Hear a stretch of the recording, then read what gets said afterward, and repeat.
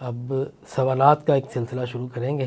یہ نارمل سوالات ہیں، سابقہ تمام گفتگوؤں سے میں ڈالتا رہا ہوں۔ آپ نے یہ بات فرمائی، روایت حفظ جسے ہم قرأت عامہ کہتے ہیں، وہ تو پہلی 10 صدیوں میں صرف کتابوں تک محدود تھی۔ اب پوری دنیا میں کیسے اس کا شیوع ہو گیا، یہ کیسے اب رائج ہے؟ آپ بھی یہی شاذ قرأت پڑھ رہے ہیں۔ ایک بات تو یہ ہے کہ قرأت شاذہ جو ہے نا ایک اصطلاح ہے۔ جب ایک روایت کے اندر قرأت شاذہ کا لفظ بولا جاتا ہے تو روایت حفظ پہ اس کا اطلاق نہیں ہوتا۔ اجتہادی اصولوں پر پرکھنے کے بعد یہ فیصلہ کیا جا رہا ہے کہ یہ قرآن تو ہے لیکن یہ نہیں ہے، اور ان فلٹرز کے گزارنے سے پہلے سب اکٹھا ڈیٹا پڑا ہوا۔ تو جو چیز اپنی بنیاد میں انسانی ہے، اس سے گزرنے کے بعد ایک چیز کو الہامی درجہ ہم کیسے دیں گے؟ یہ انسانی پہ تو علیحدہ ہم تھوڑی سی گفتگو کریں گے۔ یہ اجتہادی نہیں، اجماعی مسئلہ ہے۔ اجتہادی نہ، یہ اجماعی مسئلہ ہے، اور اجماع بھی صحابہ کا۔ آپ امت کے لفظ کو ذرا اپنے دماغ میں ڈالیں، ٹھیک ہے نا، پھر بات کریں۔ آپ یہ بات کہہ رہے ہیں کہ امت غیر قرآن پہ جمع ہو گئی ہے، مجھے ذرا آدھا گھنٹہ لگانے دیں۔ آدھا گھنٹہ لگائیں؟ ہاں بالکل۔ آپ نے میرے سوال ابھی تو چوتھا ہے، وہ ہم 50 ایپیسوڈ اور کر لیں گے، اس میں کوئی شک نہیں ہے، وہ تو طے شدہ بات ہے۔ طے شدہ بات ہے نا، جب بات کھولنی ہے نا تو پھر مجھے کھولنے دیں۔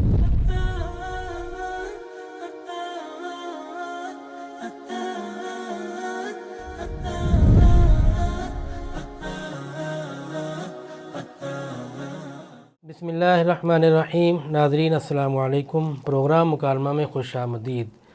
پروگرام مکالمہ کی مجموعی اعتبار سے آج 9ویں قسط ہے، اور قرآن میں قرأت کے اختلافات پر بات چل رہی ہے، اور اس سلسلے کی آج 5ویں نشست ہے۔ حسب دستور ہمارے ساتھ موجود ہیں ڈاکٹر حافظ محمد زبیر صاحب۔ السلام علیکم ورحمۃ اللہ۔ بہت شکریہ ڈاکٹر صاحب، ایک مرتبہ پھر آپ کی مصروفیات میں سے وقت دینے کا۔ یہ ٹاپک اب کافی بکھرتا جا رہا ہے، اور ہم اس کو نیچرلی چلنے دیتے ہیں۔ ضرور۔ تو جیسا کہ پچھلے پروگرام پر ہم نے اختتام میں یہ کہا تھا کہ اب سوالات کا ایک سلسلہ شروع کریں گے۔ آپ کی بھی کچھ باتیں ہیں جو ابھی باقی ہیں، تو ہم شروع کرتے ہیں۔ اگر آپ کی اجازت ہے تو میں سوالات آپ سے شروع کرتا ہوں۔ یہ نارمل نیچرل سوالات ہیں، پچھلی سابقہ تمام گفتگوؤں سے میں رفتہ رفتہ باری باری نکالتا رہا ہوں، اور یہ ایک مختصر سا مجموعہ بن گیا۔ تو سب سے پہلے سوال ڈاکٹر صاحب وہ یہ ہے کہ آپ نے یہ بات فرمائی، بلکہ اس کو پروف کرنے کی بھی کوشش کی، کہ روایت حفظ جسے ہم قرأت عامہ کہتے ہیں، وہ تو پہلی 10 صدیوں میں صرف کتابوں تک محدود تھی، وہ کہیں نہیں پائی جاتی تھی۔ تو ترک اس کو لے کر آئے، لیکن اگر ایسا ہی ہے، اگر اس کو مان لیا جائے، تو پھر تو یہ ایک شاذ قرأت ہے نا۔ تو یہ شاذ قرأت جو پہلی 10 صدیوں میں ہی نہیں تھی، اب پوری دنیا میں یہ کیسے اس کا شیوع ہو گیا، یہ کیسے اب رائج ہے؟ آپ بھی یہی شاذ قرأت پڑھ رہے ہیں، سب یہی شاذ قرأت پڑھ رہے ہیں۔ باقی تمام قرأت بہت مختصر، جو مسلمانوں کے جتنے بھی علاقے ہیں وہ بہت مختصر ہیں، اس کے مقابلے میں سب سے زیادہ پڑھی جانے والی کتاب قرأت ہے۔ آپ نے بھی اسی میں حفظ کیا، ہمارے مدارس میں بھی یہی ہے۔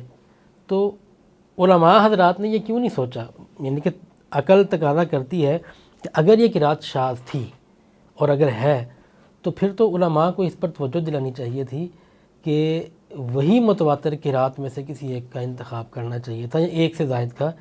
کہ مثال کے طور پر جو ہماری پچھلی ڈسکشن ہوئی ہے اس کے مطابق مجھے لگتا ہے کہ آپ کو، ہمارے ہاں یا علماء کو اس بات پر توجہ دلانی چاہیے حکومتی سطح پر، یا کم از کم مدارس کے لیول پر، کہ ابن عامر شامی کی قرأت کو رائج کیا جائے، لیکن سب اس پر مطمئن ہیں۔ یہ ایک تھوڑی سی کنٹروورسی ہے میرے نزدیک، اس پر آپ کیا جواب دیں گے؟ بسم اللہ الرحمن الرحیم۔ دیکھیں، ایک بات تو یہ ہے کہ قرأت شاذہ جو ہے نا ایک اصطلاح ہے۔ جی بالکل، میں اس اصطلاح میں نہیں بات کی، وہ تو میں اپنی ٹرم یوز کی ہے ان کے مقابلے میں۔ آپ اپنے مفاہیم جو مرضی لیں وہ آپ اپنے طور پہ لینے میں آزاد ہیں، لیکن یہ ہے کہ جب ایک روایت کے اندر قرأت شاذہ کا لفظ بولا جاتا ہے تو روایت حفظ پہ اس کا اطلاق نہیں ہوتا۔ آپ نے بالکل وجہ فرمایا، میں پھر تصحیح کر دیتا ہوں۔ یہ میری غلطی ہے کہ مجھے یہ اصطلاح استعمال نہیں کرنی چاہیے تھی۔ وہ جو پہلی 10 صدیوں میں قرأت جن کو آپ نے ترتیب وائز بتایا کہ ابن عامر شامی کی، پھر دوری کی، ان کے مقابلے میں یہ کیونکہ بہت کم رائج رہی، اب میں نے وہ شاذ کی اصطلاح نکال دی ہے، میں نے اس کانٹیکسٹ میں یہ بات کی تھی۔ یہ بات کہی جا سکتی ہے، جیسے ہم نے کہا تھا کہ روایت حفظ جو ہے یہ پبلکلی اتنی زیادہ رائج نہیں رہی پہلی 10 صدیوں میں، 10 صدی ہجریوں میں، یہ بات ٹھیک ہے۔ باقی یہ ہے کہ قرات وہ بھی متواتر ہے، عاصم کی جو قرات ہے۔ دوسری بات جو ہے نا وہ اہم یہ ہے کہ ہم نے پچھلے ایپیسوڈ میں اس کا تذکرہ کیا کہ اس کے رواج پانے کی وجہ کیا تھی۔ جیسے یہ ایک علمی بحث اس پر ہے کہ مختلف فقہیں کیوں رائج پائی ہیں۔ ویسے تو آپ اگر کتابوں میں دیکھیں نا 14-15 فقہیں تھیں، ائمہ 14-15 تھے۔ امام لیث بن سعد اتنے بڑے امام ہیں کہ امام شافعی کہتے ہیں کہ امام مالک سے بڑے امام ہیں، لیکن ان کے شاگردوں نے ان کو ضائع کر دیا۔ لیکن لیث بن سعد کی فقہ آج آپ کو نظر نہیں آتی۔ فقہوں میں بھی یہ بحث پیدا ہوئی ہے کہ کون سی فقہیں کن علاقوں میں کیوں رائج ہوئیں اور کون سی ایسی ہیں جو کتابوں میں رہ گئیں، تو وجوہات کیا تھیں۔ یہ ایک ٹاپک ہے ریسرچ کا، ٹھیک ہے۔ تو ہم نے یہ عرض کی تھی کہ روایت حفظ کے پبلکلی عام ہونے کی وجہ عثمانی ترک تھے۔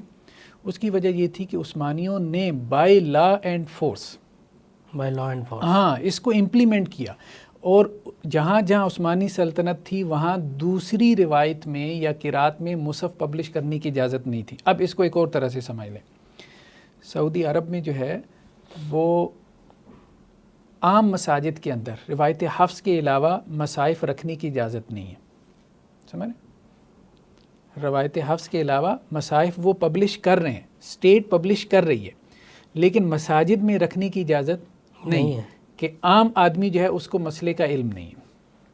الجزائر میں چلے جائیں، اسٹیٹ لیول پہ روایت حفظ کا مصحف مسجد میں رکھنے کی اجازت نہیں ہے۔ کیوں؟ کہ اسٹیٹ لیول پہ روایت ورش پبلش ہو رہی ہے، ٹھیک ہے۔ روایت حفظ مسجد میں رکھنے کی اجازت نہیں۔ جہاں اسٹیٹس انوالو ہو جاتی ہیں نا تو وہاں یہ چیزیں امپلیمنٹ ہو جاتی ہیں بہت تیزی سے۔ جیسے فقہ حنفی میں یہ ایک مسئلہ پیدا ہوا کہ جی فقہ حنفی کا اتنا شیوع کیوں ہوا، تو بہت سارے لوگوں نے کہا، بعض لوگوں نے کہا کہ جی فقہ حنفی کے شیوع میں مختلف فیکٹرز تھے، ان میں سے ایک یہ بھی تھا کہ قاضی ابو یوسف رحمہ اللہ جو ہے وہ قاضی القضاء چیف جسٹس بنا دیے گئے۔ تو جب حکومتیں جو ہیں وہ کسی فقہ کو اختیار کرتی ہیں، ٹھیک ہے، تو وہ پورے ملک کی فقہ بن جاتی ہے۔ جیسے ایران میں جو ہے فقہ جعفری ہے، ٹھیک ہے، سعودی عرب کے اندر فقہ جو ہے وہ حنبلی ہے۔ وہاں اب آپ کو کوئی دوسری فقہ نظر نہیں آتی، اس کا مطلب یہ نہیں کہ دوسری فقہوں کا وجود نہیں ہے۔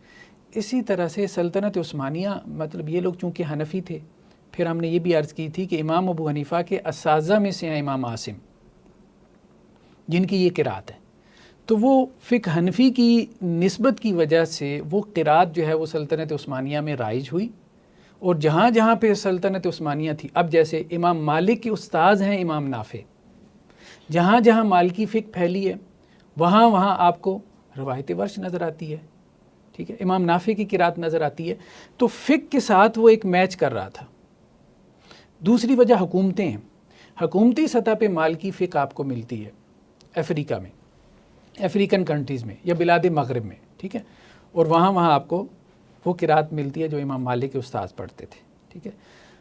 یہاں پہ زیادہ تر فقہ حنفی پھیلی تو یہاں آپ کو وہ قرات ملتی ہے جو کہ امام ابو حنیفہ کے جو ہے وہ استاذ یعنی امام عاصم کی قرات تھی۔ ایک اور طرح سے ہم اس کو یوں سمجھ سکتے ہیں، سندی اعتبار سے جو مستند ترین قرات شمار ہوتی ہیں ان میں سے ایک روایت حفظ بھی ہے، یعنی امام عاصم کی قرات بھی ہے۔ تو لیکن یہ اصل فیکٹر نہیں ہے، یہ اصل فیکٹر نہیں ہے، اصل فیکٹر وہی ہے حکومتی جو فیکٹر، یعنی ان کے پھیلنے کا۔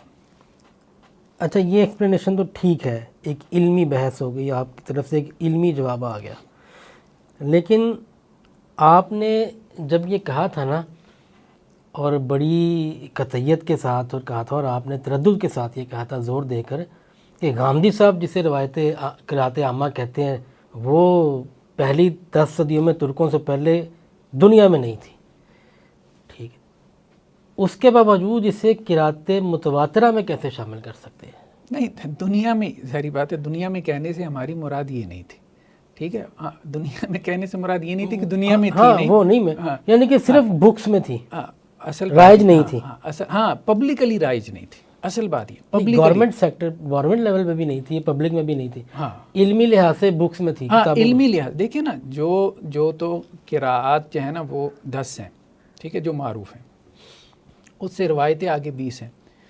یہ خواص کے اندر، علماء کے اندر، قراء کے اندر، مفسرین کے اندر، محدثین کے اندر شروع سے چلی آ رہی ہیں، اور وہ طبقہ بھی کوئی تھوڑا نہیں ہے۔ جب ہم پبلکلی کی بات کرتے ہیں تو پھر اس سے مراد ہوتی ہے عوامی سطح پہ، تو عوامی سطح پہ روایت حفظ نہیں تھی۔ اس لیے میں یہ کہہ رہا ہوں، یہ بہت بڑا کویسچن ہے اور آپ نے ابھی تک اس کو ایڈریس نہیں کیا، اور اس کو میرے خیال میں اس کو تو رات کی نیندیں اڑا دینی چاہیے تھی آپ کی۔ یہ قرات عامہ کی سند رسول اللہ صلی اللہ علیہ وسلم کی قدموں تک پہنچا کے دیکھیں۔ یہ جسے آپ قرات عامہ کہہ رہے ہیں نا، اس کو ذرا رسول اللہ صلی اللہ علیہ وسلم کے قدموں تک پہنچا کے دیکھیں، قراء کے علاوہ، یعنی جو آپ کہتے ہیں نا کہ پبلکلی ایک نسل نے پچھلی نسل سے لیا، اس طرح سے اس نے پچھلی نسل سے لیا، اس طریقے سے ذرا اس روایت حفظ کو، قرات عامہ کو رسول اللہ صلی اللہ علیہ وسلم کے قدموں تک پہنچا کے دیکھیں۔ نیندیں اڑنے والی بات آپ کی ٹھیک ہے، پاسبل ہی نہیں ہے، ممکن نہیں ہے۔ ٹھیک، وہ سوال جو سارے بنے ہیں وہ راتوں کو جاگ کے بنے ہیں عموماً زیادہ سے۔ چلیں ٹھیک ہے، تو ہاں یہ پہنچ سکتی ہے روایت حفظ رسول اللہ صلی اللہ علیہ وسلم کے قدموں تک قراء کے طریقے سے، وہ جو ان کی سندیں طریقے سے، ہاں ان کی جو سندیں ہیں، ٹھیک ہے، اور ان کی سندوں میں پھر آپ کو پتہ ہے یہ روایت حفظ ہے، یہ قرات عامہ نہیں ہے۔ اب اگلا سوال یہ ہے کہ ہم ایزیوم کر لیتے ہیں کہ 7 ہی قرات ہیں یا 10 ہی ہیں، کسی ایک فگر پر وقتی طور پہ ایزیوم کر لیتے ہیں، 7 پہ ایزیوم کر لیتے ہیں۔ ایک طبقہ روایت حفظ کو قرات عامہ مانتا ہے اور باقی سب کو قرآن نہیں مانتا، یہ بات آپ کو بھی پتہ ہے، سب کو پتہ ہے، اور یہ بات سب جانتے ہیں کہ قرات کو ماننے یا نہ ماننے کا جب سوال پیدا ہوتا ہے تو قرات حفظ کے علاوہ جتنی بھی قرات ہیں ان کے قرآن ہونے یا نہ ہونے کا سوال ہوتا ہے۔ ابھی تک میرے علم میں نہیں ہے، اگر آپ یہ میرے علم میں اضافہ کر دیں تو میری یہ خلش دور ہوگی کہ کوئی ایک شخص کا کوئی ایسا ضعیف قول مجھے مل جائے، میں نے بڑی کوشش کی، علماء سے کافی سرکپائی کی، جو یہ کہے کہ میں روایت حفظ کو قرآن نہیں مانتا۔ جس نے بھی کہا ہے نا کہ میں کسی فلاں قرات کو قرآن نہیں مانتا، وہ روایت حفظ کے علاوہ والی ساری قرات ہیں۔ ہم 7 کو ایزیوم کر کے کہتے ہیں چلے باقی 6۔ حفظ کے بارے میں آپ کے پاس کوئی ایسا قول ہے کہ اس کے بارے پہ کسی نے کویسچن اٹھایا ہو؟ مطلب باٹم لائن میری یہ ہے کہ ابھی تک جتنی میں نے ریسرچ کی ہے، اگر متفقن علیہ کسی قرات کو کہا جا سکتا جس پر ایک کویسچن نہیں ہے، وہ حفظ ہی ہے۔ اصل بات یہ ہے نا کہ الناس اعداء بما جاہلوا، لوگ جس سے جاہل ہوتے ہیں نا اس کے دشمن بن جاتے ہیں، مطلب جس چیز کا انہیں علم نہیں نہ ہوتا اس کی وہ دشمنی شروع کر دیتے ہیں۔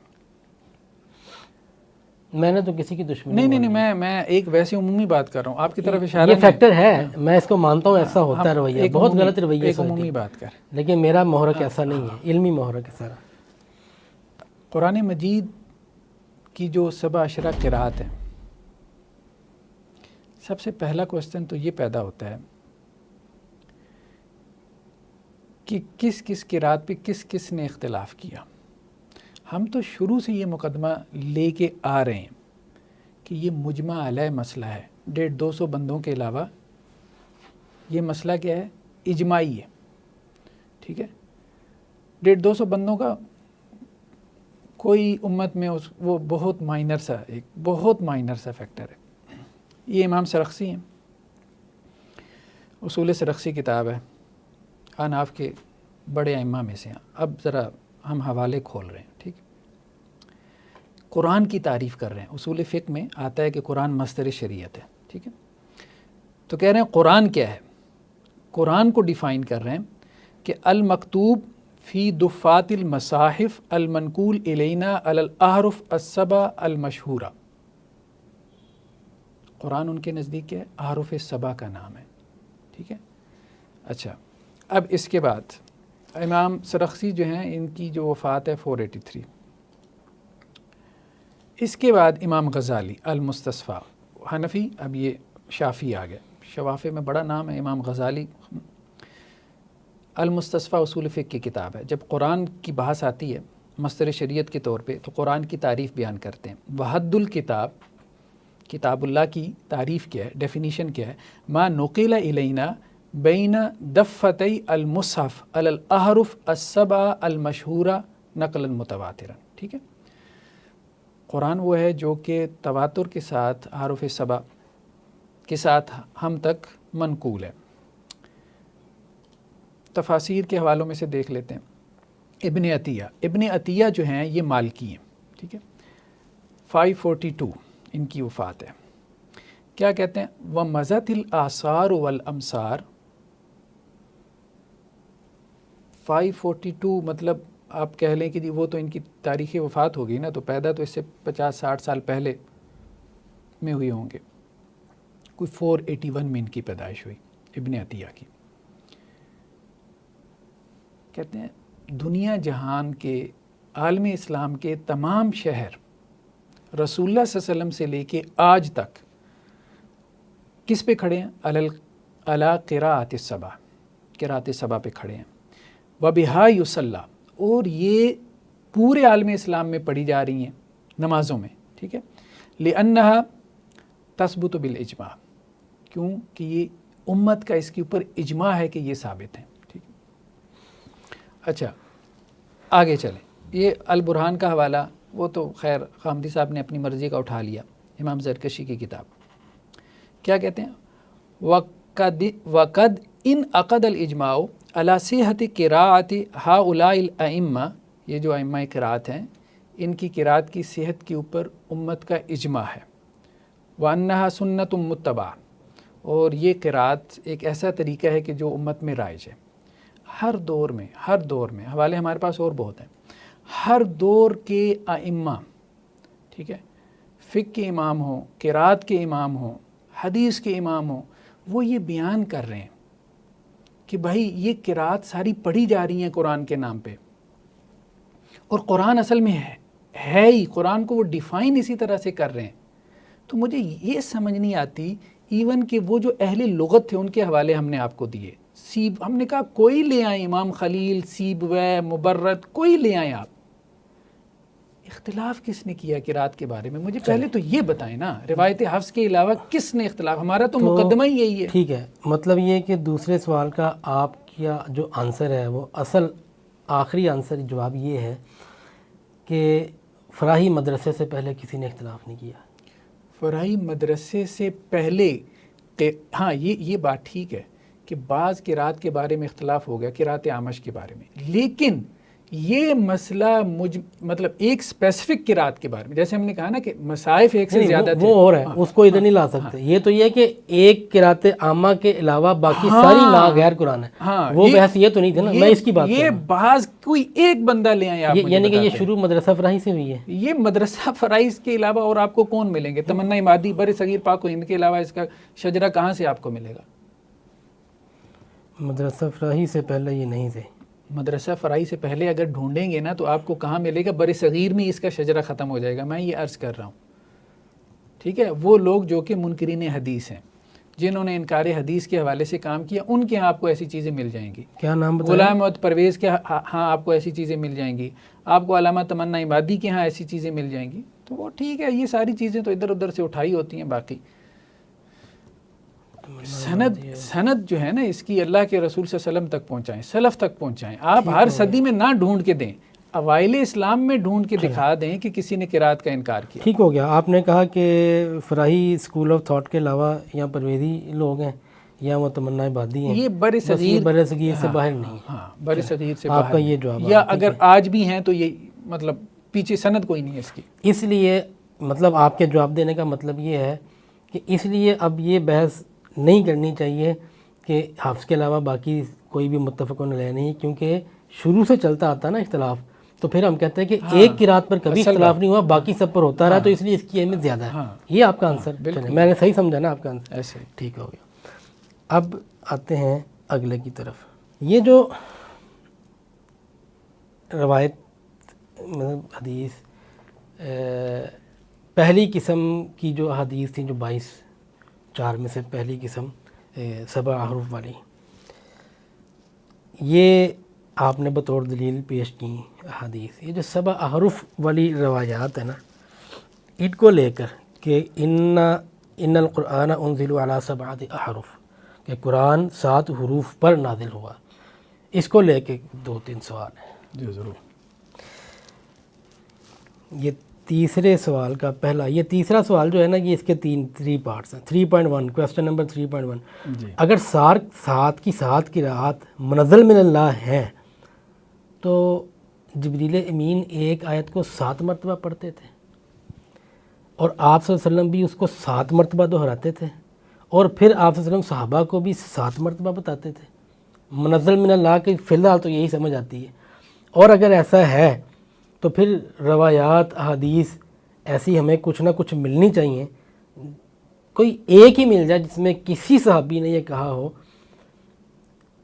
کہ مجھے فلاں آیت اللہ کے نبی صلی اللہ علیہ وسلم نے 7 مرتبہ پڑھائی، یا کسی کو پڑھائی، یا مجھے نہیں پڑھائی، 7 مختلف لوگوں کو ایک ہی آیت مختلف طرح، یعنی کہ اس کا کوئی اس طرح کا کوئی بننا چاہیے میکنزم. ٹھیک ہے، یہ سوال ہے. دیکھیے اصل میں بات یہ ہے نا کہ بحث کو سمجھا نہیں گیا صحیح طرح سے. میں تو اپنی عاجزی تسلیم کرتا ہوں. سبا عارف جو ہے نا، اس میں سبا کے بارے میں تو یہ بات طے ہے کہ سبا سے مراد 7 ہیں. ٹھیک ہے، عارف کے بارے میں ہم نے عرض کی تھی، بالکل کی تھی کہ قرآن مجید سبا عارف از ناٹ ایکول ٹو سبا کی رات آپ کے الفاظ سے. عارف کے بارے میں کہا تھا، عرض کی تھی کہ 2 معروف رائے ہیں. ایک یہ کہ اس سے مراد لغات ہیں، اور ایک یہ کہ اس سے مراد 7 قسم کی وجوہ ہیں. ایک بات تو یہ ہے کہ قرات اگر آپ ان کو سٹڈی کریں نا تھارولی، قرات ہیں کیا 7 اشرا، یہ سوالات اس وقت پیدا ہوتے ہیں جب آپ نے باقاعدہ قرات کو سٹڈی نہ کیا ہو. الحمدللہ رب العالمین، بس یہی ہے. 7 کے نزدیک، 10 قاریوں کے نزدیک یہی ہے. الرحمن الرحیم سب کے نزدیک یہی ہے. بالکل ایسے بیشتر آیات میں ایسے ہی ہے. ہاں چند تو اس لیے 7 مرتبہ وہ جو آپ سوال کر رہے ہیں کہ جی 7 مرتبہ کیا وہ نازل ہوتی تھی؟ چلیں میں اس سوال کو مزید کلیئرٹی کے دیں کہ اگر مالکی یوم الدین اور ملکی 2 ہے تو پھر کیا جبریل امین نے مالکی ملکی 2 الگ الگ مرتبہ پڑھا تھا؟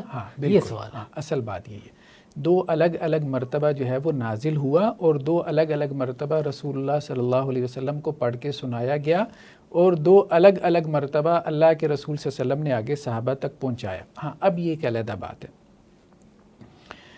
کہ اب آپ کہیں کہ جی ہر صحابی نے، جس طرح احادیث کے بارے میں یہ ہے کہ ہر صحابی اللہ کے وسلم کی مجلس میں ہر وقت موجود نہیں ہوتا تھا. صحیح ہے. ٹھیک ہے، بعض صحابہ نے کوئی چیز لے لی جو اس وقت موجود تھے. جیسے حضرت عمر سے ہمیں ملتا ہے، انہوں نے کہا کہ جی بہت ساری روایتیں ہم سے اس لیے رہ گئیں کہ ہم بازاروں میں تجارت کر رہے ہوتے تھے اور ہمارے ساتھی رسول اللہ کی مجلس میں بیٹھے ہوتے تھے.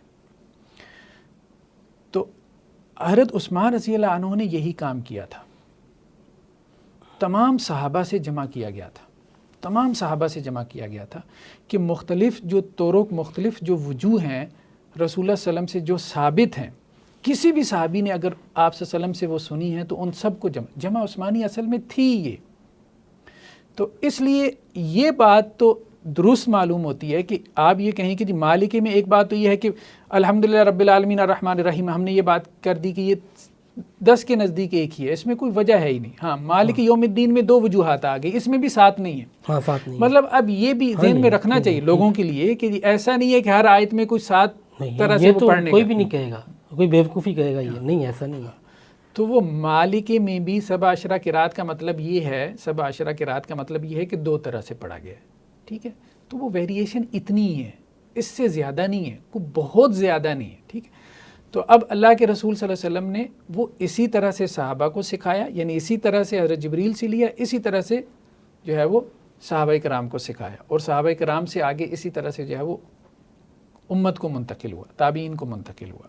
تو یہ اصل میں اس کے پیچھے یہ ہے.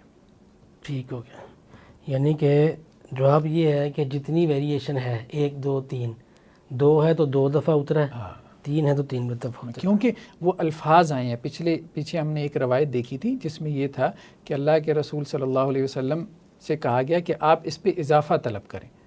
ٹھیک ہے، اچھا، بلکہ بعض روایات میں یہ بھی ہے کہ اللہ کے رسول نے کہا ہاکذا انزلت، ہاکذا انزلت، اس طرح سے بھی نازل ہوا، اس طرح سے بھی نازل ہوا. تو وہ نزول کے الفاظ ہیں باقاعدہ. وہ خاص طور پہ جو حضرت ہشام بن حکیم والی روایت ہے نا، اس میں یہ الفاظ آپ دیکھیں گے کہ اللہ کے رسول نے دونوں کو کہا تھا. حضرت عمر سے سن کے بھی کہا تھا ہاکذا انزلت. اس روایت میں تو یہی سوال بڑا اہم تھا کہ اس میں تو سورہ فرقان کی آیت کا ذکر ہی نہیں ہے. اس میں ذکر نہیں، اس جن میں ذکر ہے، نہیں، ہاں اس میں ذکر نہیں۔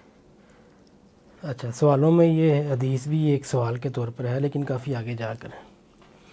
اچھا ٹھیک ہے جی، اگر یہ نازل ہوئی تھیں تو پھر تو ایسا ہے، عقل تو یہی کہتی ہے میری کمزور اور ناقص عقل، آپ کے لحاظ سے تو کمزور ہی ہے نا، ناقص ہی ہے نا، لیکن سوال تو سوال ہے۔ تو نازل ہو گئیں، جبریل امین نے 2 مرتبہ، جتنی نمبر آف ویریشن تھے اتنی فریکوینسی سے پڑھ دیا، اتنی فریکوینسی سے آپ صلی اللہ علیہ وسلم نے سن لیا، دہرا دیا، صحابہ کو پڑھا دیا۔ تو یہ جو قرات کے نام ہے نا، یہ عہد نبوی میں ہی ہو جانے چاہیے تھے صحابہ کے نام سے، یہ ادھر باہر جا کے کیسے ہو گئے، گیپ کیوں آیا؟ اس کا اوریجن تو آپ نے بتا دیا نا کہ نازل ہی ہوئی ہیں، نازل ہوئی ہیں تو اوریجن تو وہی ہے جو قرآن کا ہونا چاہیے۔ تو یہ قرات کے نام تو زید بن ثابت کی قرات، فلاں صحابی کی قرات، یہ ہونا چاہیے تھا۔ اس گیپ کو ڈائجسٹ کروائیں اب۔ میری کتاب میں حوالے موجود ہیں۔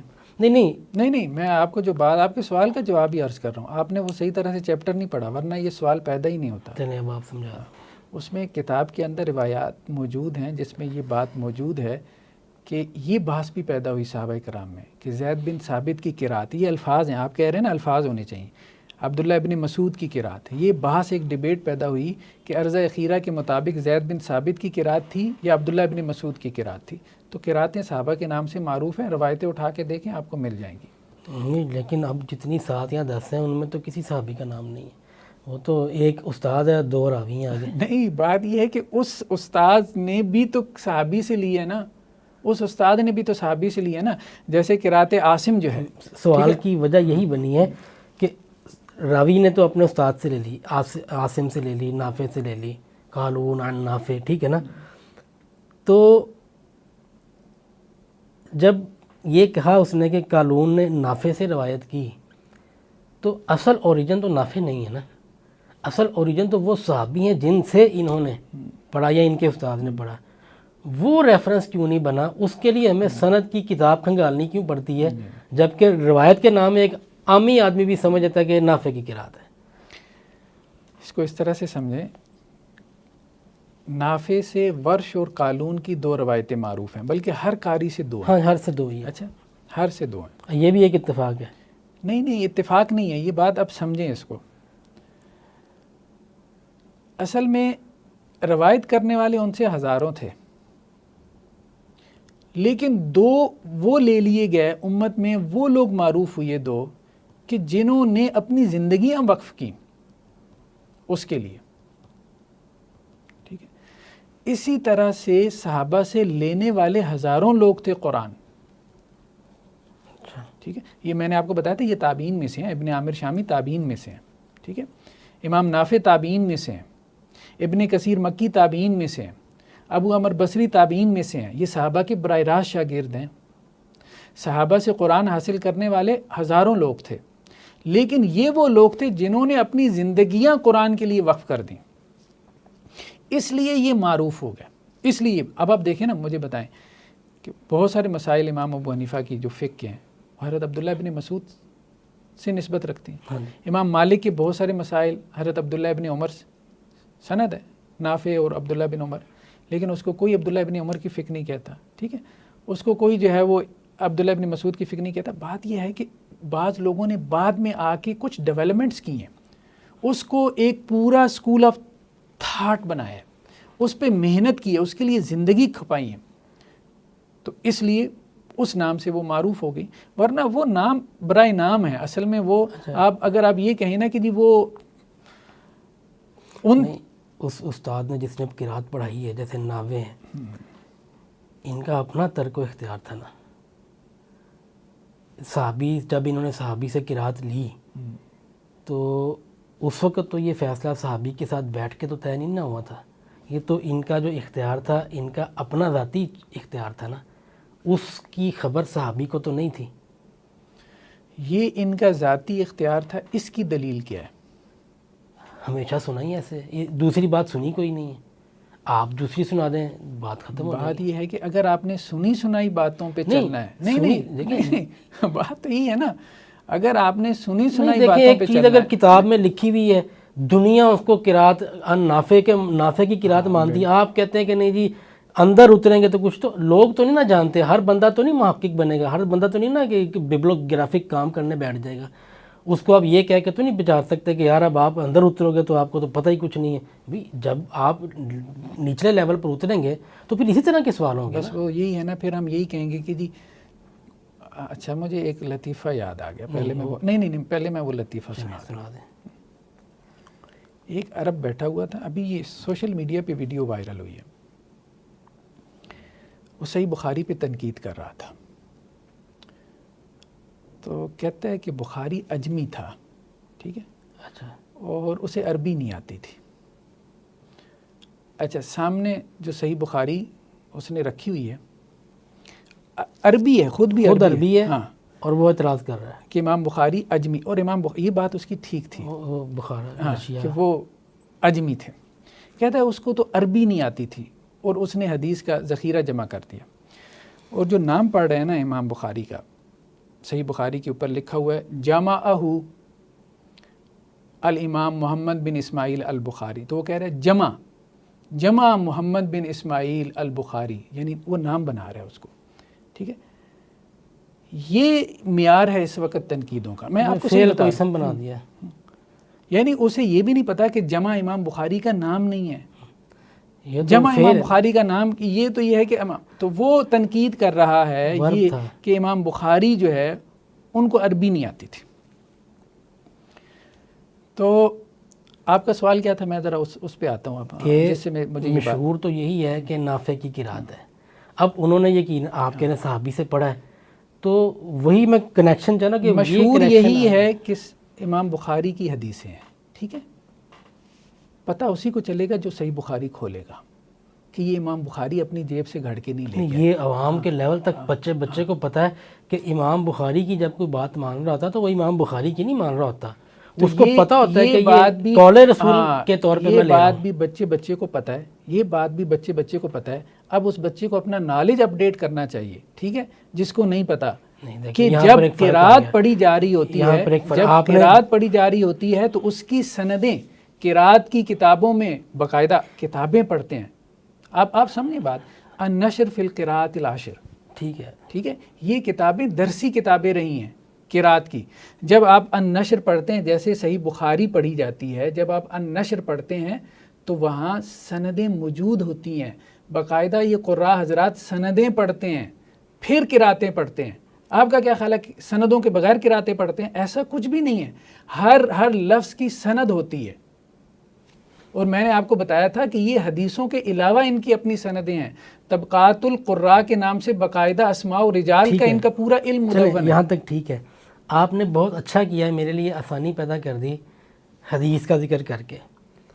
ظاہر بھائی حدیث جو بچہ مدرسے میں بھی نہیں نہ پڑھا، یعنی کہ ٹوٹلی دنیا دار ہے صرف مسلمان، وہ بھی حدیث کے بارے میں یہ جانتا ہے کہ امام بخاری یا کوئی بھی محدث جب حدیث نقل کرتا ہے نا تو وہ عن ابی ہریرہ عن عبداللہ ابن عمر سے، اس کو پتہ یہ صحابی کون سے صحابی کا قول ہے، اور صحابی نے وہ جو سارا دیکھا تھا وہ بھی اس کو مل رہا ہے کہ میں نے فلاں موقع پر دیکھا، فلاں موقع پر، یہاں یہ چیز حذف ہے۔ میرا سوال یہ تھا، ہاں سوال کا جواب بہت واضح ہے، اب آپ اگر اس کو سمجھنا چاہیں، اسے پتہ بھی ہو لیکن عبداللہ بن عمر کی حدیث کیوں نہیں کہتے اس کو، عبداللہ ابن مسعود کی حدیث کیوں نہیں کہتے، یہ کیوں کہتے ہیں صحیح بخاری کی حدیث ہے، صحیح مسلم کی حدیث ہے، سنن ابن ماجہ کی ہے، جامع ترمذی کی ہے، یہ کیوں کہتے ہیں؟ وہ اسنادی حیثیت کے لیے، تخریج کے لیے، اس لیے کہ انہوں نے کام کیا حدیث، اس بات کو سمجھیں، حدیث کے تمام ذخیرے کے اندر اس کو پتہ ہو کہ ہر حدیث جو ہے وہ کسی نہ کسی صحابی کی ہے، ابو ہریرہ کی ہے، عبداللہ بن عمر کی ہے، کوئی نہیں کہتا اس کو،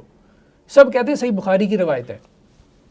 ان کے کام کی وجہ سے امام نافع کی طرف اس کی نسبت ہو گئی، امام ابو عمر بصری کی طرف ہو گئی، اور ابن کثیر مکی کی طرف ہو گئی، اس کو ایک طرح۔ دوسری بات ابھی پوری بات سن لیں، اگر ان کو اوریجن مان بھی لینا، میں نے آپ سے ایک بات کہی تھی اور ابھی تک وہ سوال آپ کے اوپر ادھار ہے، کون سا؟ وہ والا سوال تو خیر بہت سارے ادھار ہیں کہ ابن شہاب زہری تک پہنچائیں گے نا، تابعین تک، ابن عامر شامی کی پیدائش کب ہو رہی ہے، غور کریں، اوریجن ابن عامر شامی کو مان لیتے ہیں، آپ کی بات مان لی، ٹھیک ہے، آپ کی بات مان لی نہیں، آپ کی بات ہی مان لی، ٹھیک ہے نا. ابن عامر شامی یا ائمہ قرات جو ہیں وہ اس کے اوریجن ہیں. چلیں دو نہیں، دو میں منٹ کے تو لیے کہہ مان رہا لیں. ہوں کہ صحابی اوریجن ہونا چاہیے. نہیں وہ ہونا چاہیے کہ نہیں ہونا چاہیے ابھی تو آپ اس میں شک میں ہے نا. نہیں دیکھیں، ابھی ہم اس کو ایزیوم کر رہے ہیں کہ یہ نازل ہوئی تھی. آپ نے جواب دیا 3.2 کا آپ نے آنسر دیا تھا کہ نازل ہوگی. میں نے کہا اسی کو ایزیوم کر کے اب آگے چلتے ہیں. اب یہ ایزیومڈ ہے، یہ طے شدہ ہے کہ وہ نازل ہی 2 ہوئی تھیں. یہ سوال ہے کہ جس طرح حدیث میں صراحت آ جاتی ہے نا، اگرچہ امام بخاری اور محدث کا نام ہوتا ہے لیکن حدیث نقل کرنے والے کو بھی صحابی کا پتہ ہوتا ہے اور صحابی کا نام لکھا جاتا تو ہے. یہاں پہ بھی پتہ ہے، قرات نقل کرنے والے کو پتہ ہے. اچھا، ہر کوئی مصحف آج کے پیچھے تک کبھی ایسا نہیں ہوتا علمی حلقوں میں بھی اور غیر علمی عوامی حلقوں میں بھی، دونوں پیراڈائمز میں، کیا نہیں کہ ہوتا؟ حدیث اگر بیان کی جائے نا تو اس کی جو تخریج ہے کہ بخاری ہے کہ مسلم ہے، یہ تو کبھی کبھی نہیں کوٹ ہوتا، لیکن عن ابی ہریرہ کبھی مس نہیں ہوتا. کس نے کہا ہے؟ کہاں کس نے؟ میں نے آج تک زندگی میں کوئی حدیث نہیں دیکھی کسی کتاب میں، کسی دیوار پہ، کسی اشتہار پہ، کسی مدرس کو پڑھاتے ہوئے، ٹی وی پہ لگتے ہوئے، میں اب ریڈیو آپ کو پہ، دکھا کہ دوں وہ میں آپ کو شروع ہی دکھا عن ابی ہریرہ سے ہوتی ہے. وہ میں آپ کو دکھا دوں گا، وہ میں آپ کو مسجد میں لگی ہوئی دکھا دوں گا، اس کی آپ فکر نہ ایک آدھی کریں. ہوگی تو ہاں ٹھیک نہیں ہے. نہیں وہ میں آپ کو دکھا دوں گا. اچھا دوسری بات جو ہے نا، اب آپ کا یہ سوال میرا یہ تھا کہ جتنی سوال کی صحابی کی صراحت حدیث میں ہے نا، اس طرح یہاں نظر نہیں آتی. آپ اصل میں پھر وہی بات کر رہا ہوں کہ آپ مصاحف کھولیں گے تو آپ کو صراحت نظر آئے گی نا. ایک فرق کو تو مانے نا، جو مصاحف ایک فرق کو تو مانے. قرات کو تو ہم کہہ رہے ہیں کہ قرآن نہیں ہے. کبھی حدیث کو کسی نے ہم نے کہا ہے کہ یہ قول رسول نہیں ہے، اس کے صرف سٹیٹس کا فرق ہے.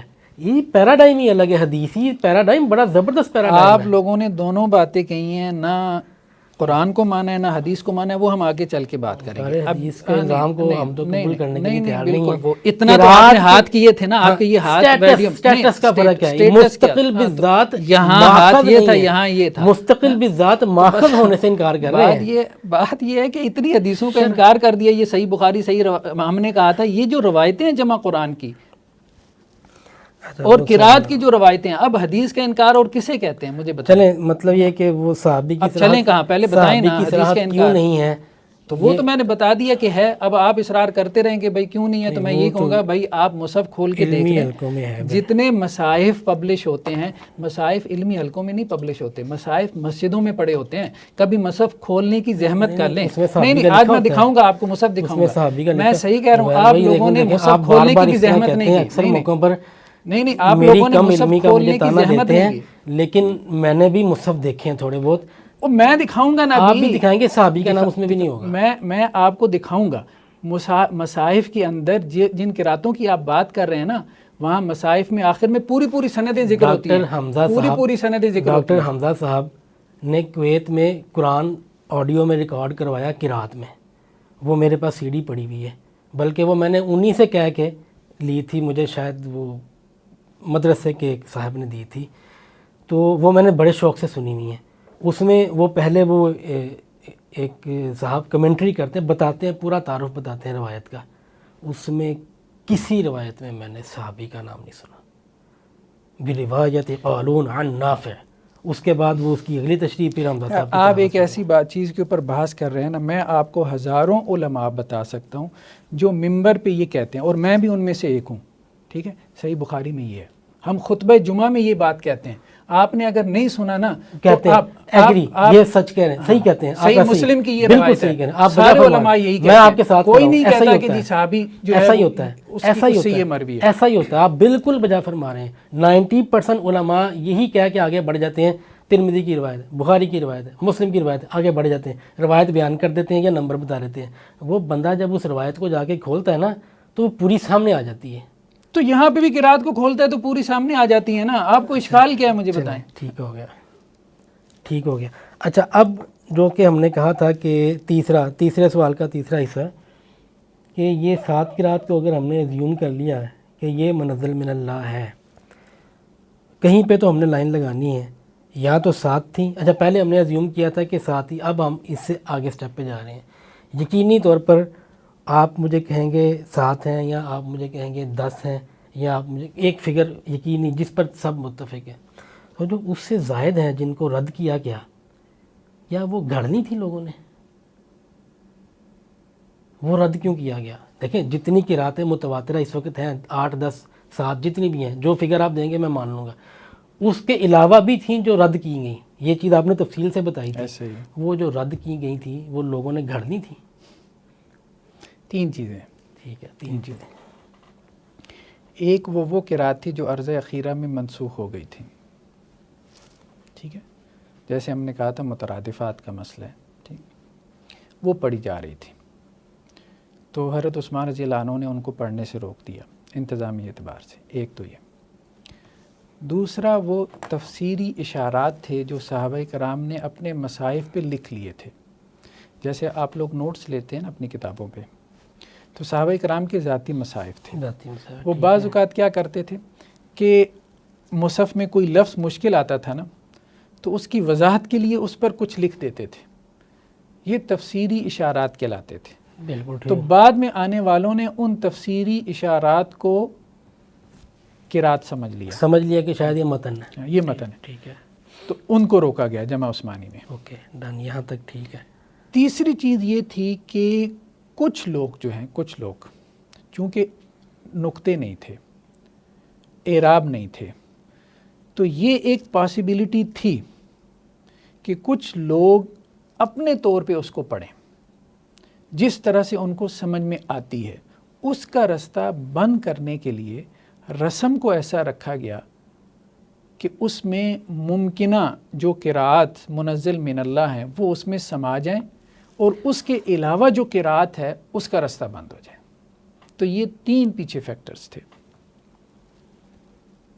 اچھا، اگر یہ کام عہد عثمانی میں ہو چکا تھا، منسوخ بھی ہو گئے، لوگوں کو منع بھی کر دیا، قانونی طور پر اس کا اہتمام کیا گیا، حتیٰ کہ نظر آتش بھی کیے گئے، اس کے بعد بھی رہ گئے.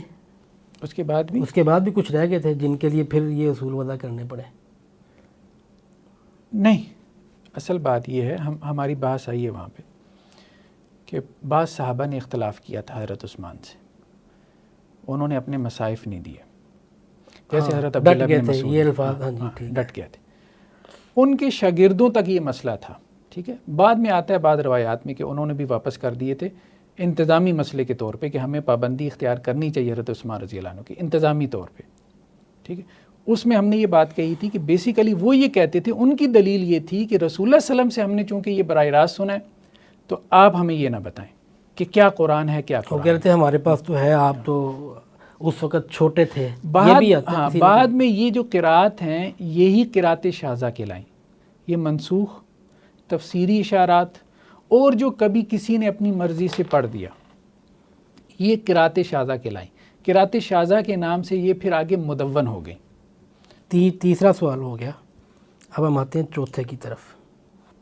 میرا مقصد صرف سوال آپ کی خدمت میں پیش کر کے آپ سے جواب نہیں، آخر میں نے بھی 1-2 سوال پوچھنے ہیں آج. وہ آپ جتنے مرضی پوچھیں، لیکن دیکھیں اب میری باری ہے سوالات پوچھنے کی. نہیں آپ کھل کے کریں، آپ کو پورا فری ہینڈ دیا ہوا ہے. وہ مجھے امید ہے آپ سے آپ دیں گے، اور میرا مقصد صرف آپ کا جواب نوٹ کرنا ہے. اس جواب پر زیادہ بحث کسی جواب پر بھی شاید نہ کروں، اکا دکا کو چھوٹی موٹی جس طرح اسی حد تک رہے گی. اچھا، چوتھا یہ ہے، یہ جو قراءات کے قبول و رد کے جو اصول وضع ہوئے، جس میں سب سے پہلا تھا کہ سند متصل، رسول کریم صلی اللہ علیہ وسلم تک سند پہنچنی چاہیے، پھر اس کو قراء کا تلقی بالقبول بھی حاصل ہونا چاہیے، پھر وہ قواعد عربیہ کے بھی مطابق ہونا چاہیے. یہ اصول بڑے اچھے اصول ہیں، لیکن یہ اصول اس لیے بن رہے ہیں کہ ہمارے سامنے بہت سارا ڈیٹا ہے، اس ڈیٹا میں سے ہم نے فلٹر کر کے غیر قرآن اور قرآن کو فلٹر کرنا ہے. مقصد تو یہی تھا نا. صحیح. ٹھیک ہے، کہیں کوئی غیر قرآن میں شامل نہ ہو جائے. یہاں تک ٹھیک ہے بات، لیکن زبیر بھائی دیکھیں، سوال تو سوال ہوتا ہے نا. یہ ساری جتنی بھی کاوشیں ہیں، جتنے بھی اصول ہیں، جتنے بھی ضوابط ہیں، اپنی بنیاد میں کیا یہ اجتہادی انسانی ہیں یا الہامی ہیں؟ قرآن الہامی ہے، قرآن اللہ کی کتاب، اللہ کا کلام، نصوصوں میں سے اللہ کی نص ہے وہ. ٹھیک ہے نا. اب اجتہادی اصولوں پر پرکھنے کے بعد یہ فیصلہ کیا جا رہا ہے کہ یہ قرآن تو ہے لیکن یہ نہیں ہے، اور ان فلٹرز کے گزارنے سے پہلے سب اکٹھا ڈیٹا پڑا ہوا ہے. تو جو چیز اپنی بنیاد میں انسانی ہے اس سے گزرنے کے بعد ایک چیز کو الہامی درجہ ہم کیسے دیں گے؟ یہ انسانی پہ تو علیحدہ ہم تھوڑی سی گفتگو کریں گے، ٹھیک ہے نا. ابھی تو فی الحال یہ ہے کہ یہ اس کو آپ یوں سمجھیں، یہ اجتہادی نہیں اجماعی مسئلہ ہے. اجتہادی نہ کہیں، جو لفظ ان کے یہاں استعمال ہوتا ہے نا اس ٹرم کو استعمال کریں. یہ اجماعی مسئلہ ہے، اور اجماع بھی صحابہ کا، ٹھیک ہے. یہ رسم عثمانی کے مطابق ہونا چاہیے، یہ اجماع صحابہ کا ہے. یہی بات غامدی صاحب نے لکھی ہے کہ قرآن ثابت ہوتا ہے صحابہ کے اجماع اور قولی تواتر سے. جی ایسے تو صحابہ کا اجماع ہوا تھا حضرت عثمان رضی اللہ عنہ کے زمانے میں اس بات پہ کہ یہ قرآن ہے، یہ غیر قرآن ہے. اسے علماء کا اجتہاد نہ کہیں. پہلی بات تو یہ علماء کا اجتہاد ہے ہی نہیں، یہ صحابہ کا بھی اجتہاد نہیں ہے، ان کا اجماع ہے. آپ کی اس بات سے کوئی اختلاف نہیں ہے، نہ میں اس پر کوئی کاؤنٹر کروں گا. اس کو تو ایسے ہی ہونا چاہیے، یہ صحابہ کا اجماع تھا، قرآن صحابہ کے اجماع سے ملنا. لیکن یہ جو بعد میں اپلیکیشن ہو رہی ہے نا، یہ اپلیکیشن تو اجتہادی اصولوں پر ہی ہو رہی ہے. کون سی؟ یہ جو بعد میں اپلیکیشن ہو رہی ہے، عہد عثمانی سے ہم نکل کے باہر آ گئے نا، جب یہ قرات بن رہی ہیں. نہیں، آپ پہلے بات سمجھیں. 3 اصول ہم نے بیان کیے تھے. ہاں جی 3 کہ قرات کی سند رسول اللہ صلی اللہ علیہ وسلم تک ہو.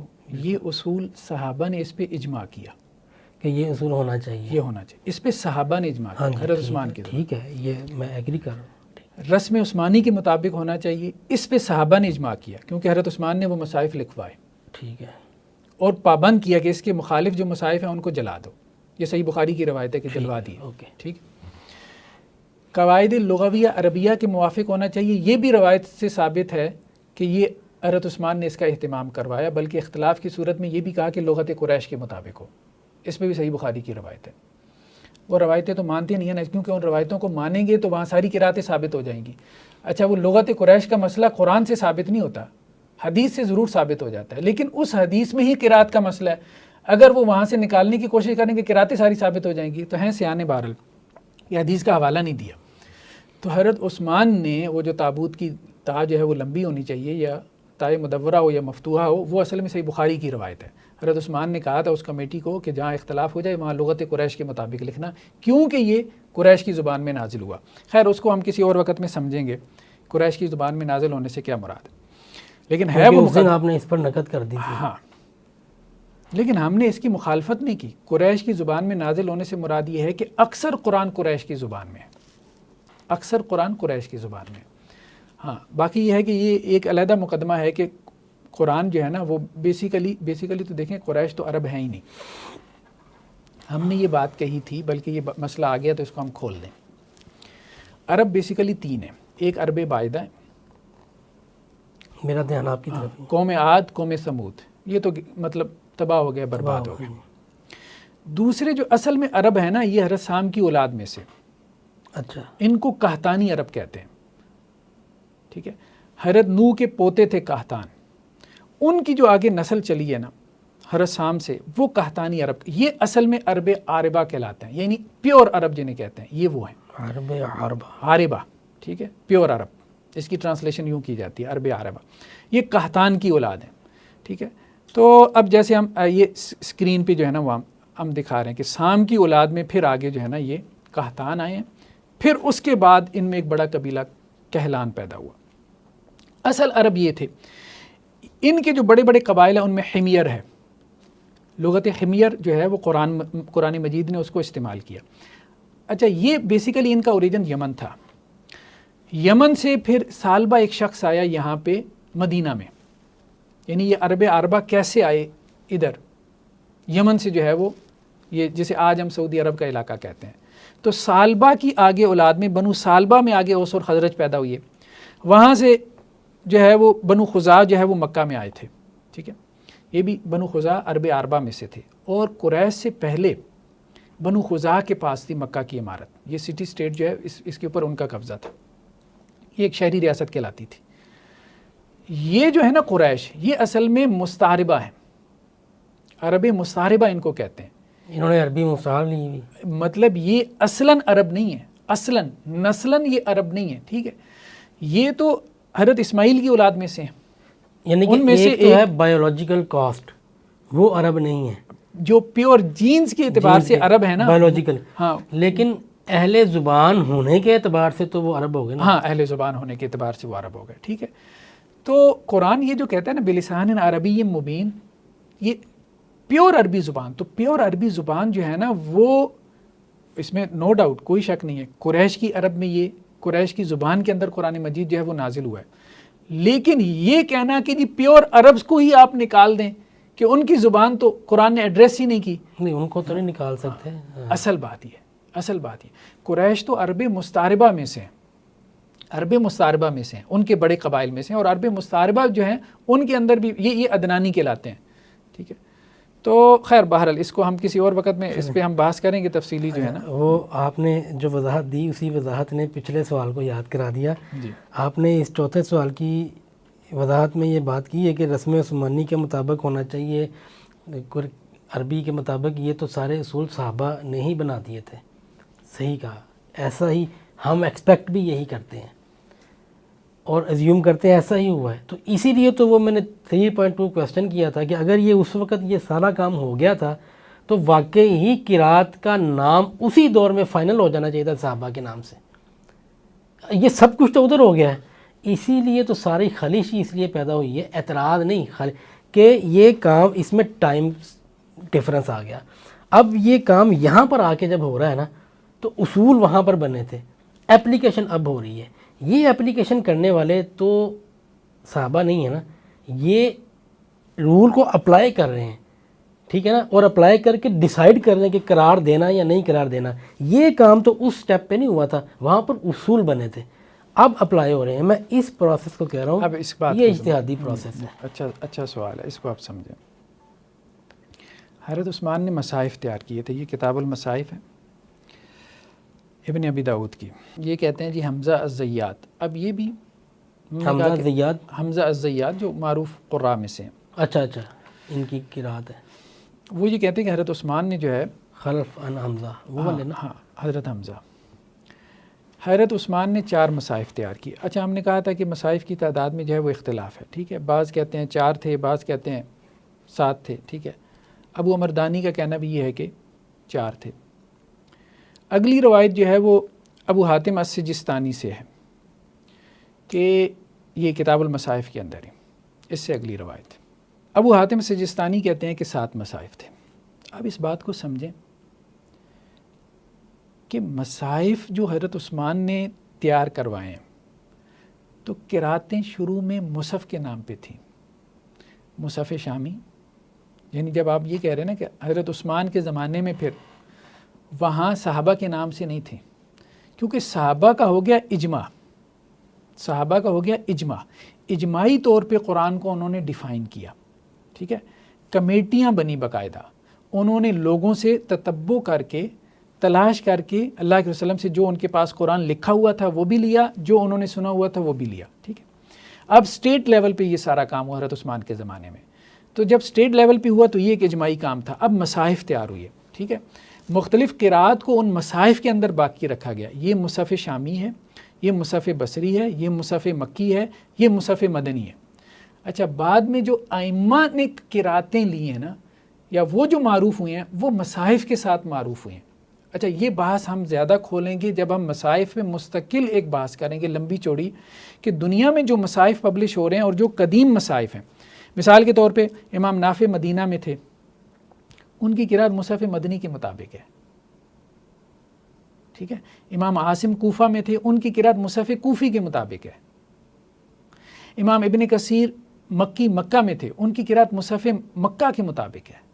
تو وہ جو مصاحف تھے، مصاحف حضرت عثمان کے زمانے میں جو مختلف شہروں میں بھیجے گئے، اور ساتھ میں انہوں نے صحابہ بھی بھیجے، حضرت عثمان نے ہر مصحف کے ساتھ ایک قاری بھی بھیجا جو جا کے تعلیم دے۔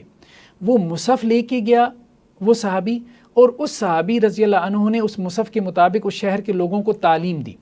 اب اس صحابی سے پھر اس مصحف کے مطابق جنہوں نے تعلیم حاصل کی، ٹھیک ہے، اور انہوں نے اپنی زندگیاں اس کے مطابق قرات میں لگا دیں، وہ اصل میں ائمہ کے طور پہ پھر معروف ہوئی۔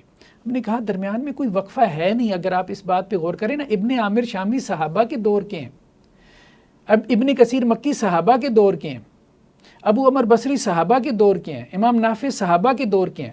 18 ہجری کیا چیز ہے؟ حضرت عمر کے زمانے میں ابن عامر شامی پیدا ہو رہے ہیں، حضرت عثمان کا زمانہ انہوں نے دیکھا ہے، ان کے نام سے قرات معروف مان بھی لیں تو صحابہ کے زمانے کے اندر وہ ہیں۔ مجھے بتائیں صحابہ کے زمانے میں کیا قرآن چینج ہو گیا تھا، یا کوئی انہیں پوچھنے والا ہی نہیں تھا؟ تو کہتے ہیں کہ جس پوچھنے وقت والا ہی نہیں جبریل تھا۔ امین لے کر آئے تھے اس وقت سے قیامت تک ایسا نہیں ہو سکتا۔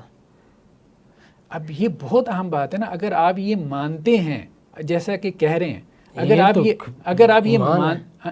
اگر اس آپ کے کا بغیر یہ ایمان اگر آپ کا یہ ایمان ہے تو پھر مجھے بتائیں کہ امر واقعہ تو آپ کے ایمان کے خلاف ہے کہ قرآن تو تبدیل ہے۔ نہیں نہیں نہیں نہیں ہاں، نہیں نہیں، تبدیل نہیں ہے نا تبدیل۔ اس تبدیل۔ طرح تو ہر چیز ہاں، پرزرو ہے نہیں۔ لیکن ملاوٹ ہے۔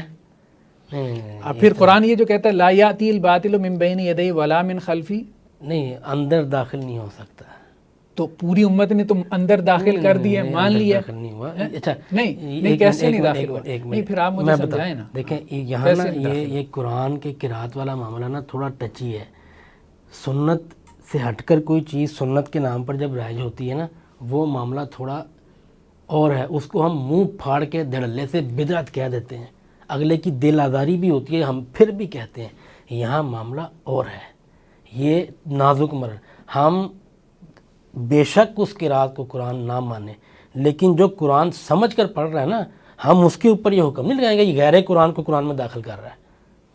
اصل بات یہ اللہ تعالیٰ کے پرسپیکٹو سے ایسا نہیں، اس کی قرات اللہ تعالیٰ قبول کر لیں گے، آپ ابھی تک اس کی قرات کو قبول کر لیں گے اگر وہ کلاسک واقعی قرآن سمجھ، کیونکہ اس نے اپنے مطابق امتحان اپنا جو ہے اس کا مواخذہ ہونا ہے نا، تو یہ فرق ملحوظ اللہ تعالیٰ نے اپنے رسول صلی اللہ علیہ وسلم کو قرآن میں یہ بات کہی ہے، کیا وَلَوْ تَقَوَّلَ عَلَيْنَا بَعْدَ الْأَقَاوِيلِ لَأَخَذْنَا مِنْهُ بِالْيَمِينِ ثُمَّ لَقَطَعْنَا مِنْهُ الْوَتِينَ۔ بالکل ٹھیک ہے، تو بولو دیکھیں نا، یعنی کہ اس میں جان بوجھ کر کرنا تو امپلائڈ ہے نا۔ اچھا آپ یہ کہتے ہیں یہ تو کہ جو بھی کرے گا مطلب آپ کا ایمان یہ ہے کہ جان بوجھ کے قرآن نہیں گھڑا جا سکتا، لیکن یہ ہے کہ پوری امت غلطی سے قرآن جو ہے وہ گھڑ سکتی ہے۔ نہیں، ہم تو گھڑنے والی اصطلاح استعمال کرنے کو ہی بدترین جسارت کہتے ہیں۔ تو نہیں، بات یہ ہے کہ یہ پھر جسارت آپ مسلمانوں کے بارے قرات کو قرآن نہ مان کر بھی ان لوگوں کے اوپر یہ حکم لگانا، یہ دوسرا پیراڈائم ہے، اس کو تو ہم آخری درجے میں حرام فتنہ عجم کہا ہے، فتنہ عجم کا کیا مطلب ہے؟ دوسری قرات کو لوگوں کو دیکھیں، جو نہیں آپ بھلے گامدی صاحب سے سوال پوچھوا لیں، جب آپ یہ کہہ رہے ہیں کہ دوسری قرات فتنہ عجم ہے، فتنہ تو قرآن نہیں نہ ہو سکتا، کہ ہو سکتا ہے؟ نہیں فتنہ ہو سکتا ہے قرآن نہیں ہو سکتا نا۔ فتنہ کہے بغیر بھی انہوں نے پہلے ہی رد کر دیا تھا نا کہ قرآن نہیں ہے۔ تو اب بات یہ ہے کہ فتنہ عجم کے اوپر پوری امت متفق ہے، یعنی آپ کا خدا جو ہے وہ اسے اس سے کوئی کنسر نہیں ہے کہ اس خدا کے نام پہ پوری امت مسلمہ یا تو آپ یہ انکار کریں نا کہ امت کے رات کو نہیں مانتی، یا تو آپ یہ سٹینڈ لینا اور کوئی 2-4 کتابوں کے حوالے لے کے آئیں، میں تو ترس گیا ہوں، ٹھیک ہے۔ جب آپ ایک طرف مان رہے ہیں کہ آپ کے 100-150 معذرت کے ساتھ 100-150 نہیں 150 لوگوں کے علاوہ پوری امت جو ہے وہ اس بات پہ کھڑی ہے کہ 17 قرات، میں نے ابھی بتایا کہ حوالے نکالے نا آپ کو، وہ کہہ رہے ہیں اجماع ہے، ٹھیک ہے، اجماعی مسئلہ ہے، ٹھیک ہے، اور آپ کے نزدیک بھی قرآن اجماع سے ثابت ہوتا ہے۔ یار پوری امت قرآن کے مسئلے میں غلطی کر گئی، آپ ایک غیر مسلم کو کیسے سمجھائیں گے؟ یہ بات جا رہے ہیں سوال، کیسے سمجھائیں گے؟ سارے سوال اسی طرف جائیں گے، سارے چیزیں میں نے حل کرنی ہے انشاءاللہ تعالی۔ اور اللہ تعالیٰ یہ کہہ رہے ہیں، مطلب اللہ تعالیٰ کو اس سے کوئی کنسرن نہیں تھا کہ اس قرآن کی میں نے حفاظت کرنی ہے اور پوری امت میں یہ غیر قرآن کے طور پہ جو ہے اللہ وہ تعالیٰ کو ہی تو رائج ہو جائے. اور اللہ تعالیٰ کو 14 صدیوں بعد ویسے یاد آیا اللہ تعالیٰ کو کہ نہیں غامدی صاحب کو مجھے کھڑا کرنا چاہیے. 14 صدیوں تک جو ہے امت کو نہیں. پھر آپ حوالے لے کے آئیں. نہیں اس طرح نہیں تو پھر آپ حوالے لے کے بہت سی چیزیں جو دین بن گئی ہیں، بہت سی چیزیں جو دین بن گئی ہیں، تو ان کے بارے میں بات کریں گے لوگ آپ کو قتل کر دیں گے. اب بات ایسی ایسی چیزیں ہیں نہیں ان کے بارے وہ ٹیبو بن چکے ہیں کہ بات نہیں ہو سکتی. وہ دین بن گیا ہے، منزل من اللہ بن گیا، لیکن وہ دین نہیں ہے. اچھا اصل بات صرف قرات کی بات نہیں، بہت ساری چیزیں آپ بھی ہیں جو دین نہیں مانتے، لیکن لوگوں نے اس درجے میں دین بنائی ہے کہ بات کرتے ہوئے آپ کو بھی ڈر لگے گا. میں وہی کہہ رہا ہوں نا، آپ اصل میں بات ایک کرتے ہیں تو وہاں پر یہ سوال نہیں کیا جا سکتا کہ اتنے لوگ ہیں وہ پاگل ہیں. پوری امت پاگل نہیں ہے. میری بات یہ سمجھیں، جو بات میں کہہ رہا ہوں پوری امت پاگل نہیں ہو سکتی. ٹھیک ہے نا، اس بات کو سمجھیں. اتنے لوگوں نے یہ ٹیبو بنا لیا، اتنے لوگ بدعت کر رہے ہیں. مجھے بتائیں پوری امت بدعتی ہو سکتی ہے؟ مجھے یہ بتائیں پوری امت بدعتی ہو سکتی ہے؟ 100-150 کے علاوہ پوری امت بدعت پہ جمع ہو سکتی ہے؟ نہیں ہو سکتی. تو مجھے بتائیں کہ 100-150 کے علاوہ پوری امت جو ہے غیر قرآن پہ کیسے جمع ہو گئی؟ یہ بات مجھے سمجھائیں نا. یہ مجھے نہ بتائیں کہ جی بدعتیں عام ہو جاتی ہیں. مجھے پتہ ہے بدعتیں عام ہو جاتی ہیں، بہت سے غلط تصورات عام ہو جاتے ہیں، لیکن پوری امت شرک پہ جمع ہو سکتی ہے. مجھے بتائیں کیسی بات آپ کر رہے ہیں؟ مطلب اتنی غیر معقول بات، اتنی غیر معقول بات. مطلب انسان کہتا ہے کہ ایک بندہ کر کیسے لیتا ہے اتنی غیر معقول بات. آپ امت کے لفظ کو ذرا اپنے دماغ میں ڈالیں، ٹھیک ہے نا، پھر بات کریں. آپ یہ بات کہہ رہے ہیں کہ امت غیر قرآن پہ جمع ہو گئی ہے. امت نے یہ ایکسیپٹ کر لیا ہے، پوری امت نے، اور اللہ نے بھی ایکسیپٹ کر لیا ہے کہ پوری امت جو ہے وہ غیر قرآن پہ جمع ہو جائے. اب ایسا نہیں کہہ رہے. دیکھیں یہ اب میرا جواب سننا نا آپ نے. میرا سوال ابھی بیچ میں ہی تھا، آپ نے یہ بحث چھیڑ دی. یہ تو گاہے بگاہے بہت دفعہ یہ چیز آپ نے ٹچ کی ہے کہ ہر امت کھڑی ہے، وہ کہہ رہے ہیں کہ اگر قرآن نہیں ہے تو پھر کہو کہ امت غیر قرآن پہ کھڑی ہے تاکہ سیدھے سیدھا فتویٰ لگے کہ اکیلے ہم ہی مسلمان رہ گئے. یہ نہیں فتوے کی بات نہیں ہم کر رہے. ہم یہ بات کر رہے ہیں کہ قرآن چیخ چیخ کے کہہ رہا ہے کہ قرآن محفوظ ہے.